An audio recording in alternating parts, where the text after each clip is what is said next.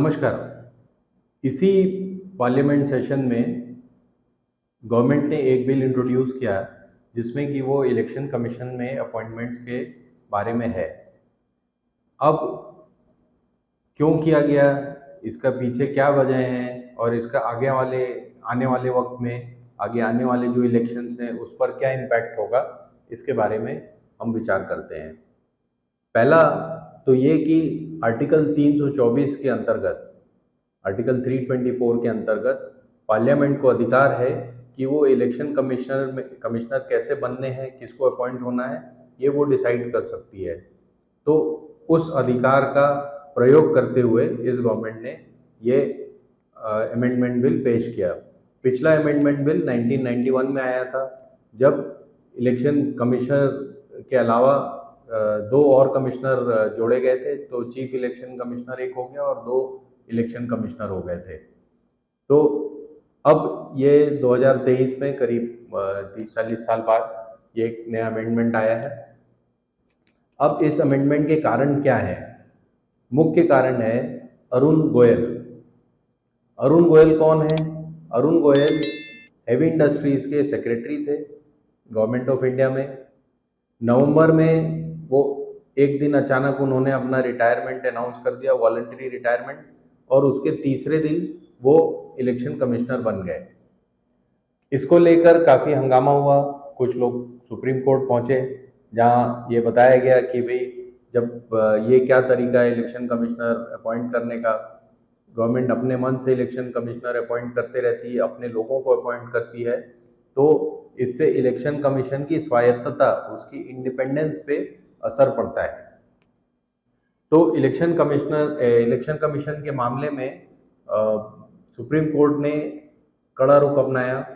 इसी बीच में कर्नाटक में भी इलेक्शन हुए, वहाँ पर काफ़ी कंप्लेंट्स आई। उसके पहले भी जितने इलेक्शंस होते रहे हैं उनमें बीजेपी के नेताओं के खिलाफ काफ़ी कंप्लेंट्स आई हैं कि धर्म का उपयोग हो रहा है, शब्दों का दुरुपयोग हो रहा है, और इस तरह की बहुत सी कंप्लेंट्स आई। जब ऑपोजिशन के लोगों पर कंप्लेंट आती हैं तो ईसीआई तुरंत एक्ट करता है, लेकिन जब गवर्नमेंट के लीडर्स ऐसा कहते हैं या भाजपा के लीडर्स ऐसा कहते हैं, ऐसा कुछ भी जो कि असंगत है वो कहते हैं, तो उस पर ईसीआई कोई एक्शन नहीं लेती।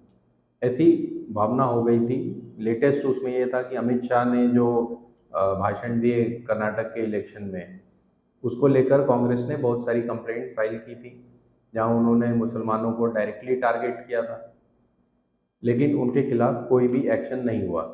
तो कहानी ये है कि गोयल साहब का अपॉइंटमेंट हुआ और उसको लेकर और इन तमाम बातों को लेकर पिटीशन सुप्रीम कोर्ट में पेंडिंग थे। सुप्रीम कोर्ट ने कहा कि इलेक्शन कमीशन की इंडिपेंडेंस को, उसकी स्वायत्तता को बनाए रखने के लिए जरूरी है कि इलेक्शन कमिश्नर जिस तरह से चूज किए जाते हैं वो हमें उसमें सुधार करना चाहिए।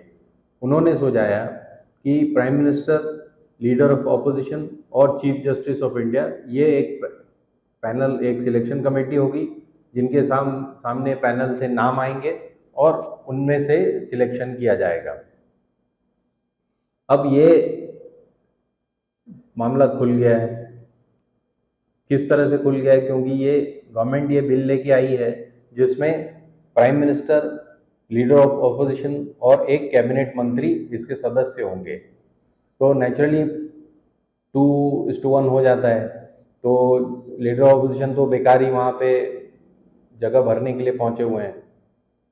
दूसरी बात, ये पैनल, जो सिलेक्शन का पैनल जो होगा, जो नेम सजेस्ट करेगा सिलेक्शन कमेटी को, जो selection committee is headed by prime minister, उसको नेम सजेस्ट करेगा। वो सिलेक्शन पैनल कौन हेड करेगा? Cabinet secretary. कैबिनेट सेक्रेटरी किसके अंडर में आता है? प्राइम मिनिस्टर के अंडर में। तो वो जो नाम सुझाएगा वो प्राइम मिनिस्टर का आदमी ही सुझाएगा और प्राइम मिनिस्टर उसको चुन लेंगे, पहला। दूसरा, अगर सिलेक्शन पैनल कुछ नाम सुझाता भी है जो प्राइम मिनिस्टर को समझ नहीं आते, नहीं पसंद आते, तो उस पैनल के बाहर से भी किसी को सिलेक्ट कर सकते हैं। ये प्रावधान किए गए हैं नए अमेंडमेंट बिल में, या एक्ट बन गया जो। दूसरी बात जो है वो ये है कि अगर हम इस तरह से सिलेक्शन करेंगे इलेक्शन कमिश्नर्स का, तो स्वायत्तता तो नहीं बनी रहेगी। क्या डर है कि हम जुडिशरी के आदमी को नहीं रखना चाहते इसमें, इस पैनल में? क्या कारण है कि ये तो बहुत अच्छा बैलेंस था कि एक एग्जीक्यूटिव से हो गए प्राइम मिनिस्टर, दूसरे ऑपोजिशन से हो गए लीडर ऑफ ऑपोजिशन, और तीसरी जो सिलेक्शन कमेटी हो गई उसमें तीसरा आदमी जुडिशरी से हो जाए, तो इससे एक इंडिपेंडेंस का एक भाव बना रहता, लेकिन उसको पूरी तरह से खत्म कर दिया है। अब भविष्य में क्या होगा ये अभी 2-3 महीने में ही पता चल जाएगा। जैसे ही इलेक्शन कमिश्नर रिटायर होंगे, नए इलेक्शन कमिश्नर अपॉइंट होंगे, जो कि नेचुरली अरुण गोयल की तरह ही लोग होंगे, तो इलेक्शन कमीशन की स्वायत्तता कहाँ तक बरकरार है वो इसी नेक्स्ट अपॉइंटमेंट से ही पता चल जाएगा। अब मुद्दा क्या है? मुद्दा ये है कि क्या सुप्रीम कोर्ट अभी कुछ कर सकता है इस बारे में? तो सुप्रीम कोर्ट अभी कुछ नहीं कर सकता, क्योंकि लीगली और आर्टिकल 324 के अंतर्गत जो डिसीजन लिया है गवर्नमेंट ने वो लीगल है। अब आप ये देखिए कि इस पूरे मुद्दे पर ऑपोजिशन ने कोई स्टैंड नहीं लिया है। क्यों? क्योंकि वो भी इसी तरह की चीज चाहते हैं। जब वो पावर में आ जाएंगे तो वो भी चाहते हैं कि हम अपना आदमी ही इलेक्शन कमिश्नर बनाएं। तो ऑपोजिशन ने भी कोई बहुत कड़ा स्टैंड नहीं लिया है इस मामले पर। पूरे टाइम मणिपुर और इस सब पे बहस करते रहे, लेकिन यहाँ पर उन्होंने कोई बहस नहीं की है। और आखिरी बात यह है कि जो लोग इस बिल को डिफेंड करेंगे वो हमेशा यही कहेंगे कि पुराने टाइम में भी तो यही होता रहा है। जवाहरलाल नेहरू से लेकर 1991 तक जब सेशन की अपॉइंटमेंट हुई, तब तक जिसको जो मनाता था, जो प्राइम मिनिस्टर को मनाता था उसी को बनाता था, और ज़्यादातर ब्यूरोक्रेट्स ही बने हैं इलेक्शन कमिश्नर। 91 के बाद से 3 हो गए, तो इनकी इंडिपेंडेंस कैसे गारंटी होगी? जो ब्यूरोक्रेट प्राइम मिनिस्टर के अंडर में काम कर चुका है उसी को आपने इलेक्शन कमिश्नर बनाया है, तो उसकी इंडिपेंडेंस कैसे गारंटी होगी? ये इलेक्शन कमीशन पाकिस्तान की इलेक्शन कमीशन से कोई डिफरेंट नहीं है।